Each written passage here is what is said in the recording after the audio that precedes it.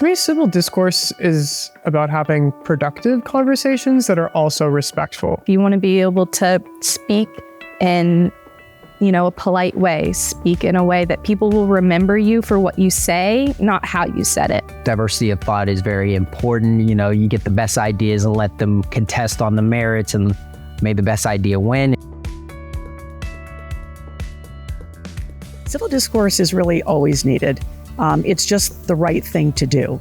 It's the right way to effectively communicate, whether you're a parent communicating to a child, a sibling communicating to another sibling, a teacher communicating to a student, and especially lawyers communicating with opposing counsel.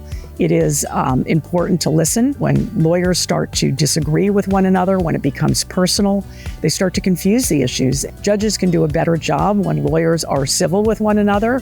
They can advocate zealously and effectively without tearing each other down. Civil discourse is both the right thing to do and it's the effective way of communicating and engaging as a professional. Respect and cordiality doesn't need to be earned. It is something that comes from you and is given to others.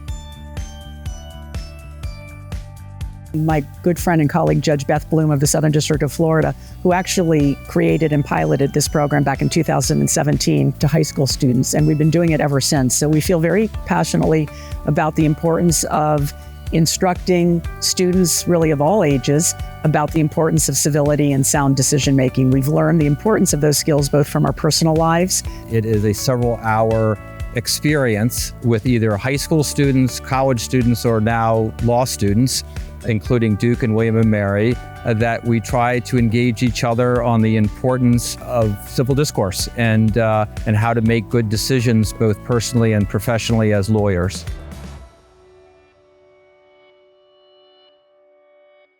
Civil discourse is very important to me. I believe it is a good way for different groups that have different ideas to come together and share those ideas and to respectfully hear them and respectfully decline and or come to an agreement of what those ideas are. A lot of the issues we're going to deal with are very contentious, can make the emotions swell up, and it's important to keep the emotions in check in service of justice, in service of your client. And I believe that in a very highly polarized environment that we live as a country together, it's more important than ever to have a amicable civil discourse where we rigorously disagree upon our perspectives, but simultaneously acknowledge each other's respect. I think the best piece of advice that I personally would give for, approaching those difficult conversations and having productive discourse is remembering to listen.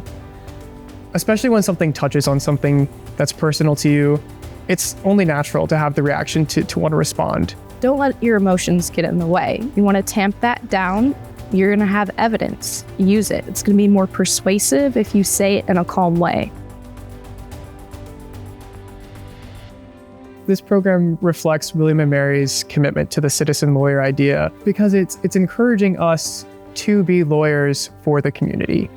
We're not here for ourselves. For me, the definition of communicating effectively is to communicate civilly, to listen, and to respect, even if you disagree. Do not tear down a person because you disagree with his or her ideas. The long-term hope is that we and others would try to make it part of a lot of law schools' first-year experience. My name is Destiny Jackson. My name is Guillaume Colombe. My name is Madison Dries. My name is Aaron User. My name is Cody Taylor. I am Michael McAuliffe. I'm a graduate of William & Mary Law School, and I'm a citizen lawyer.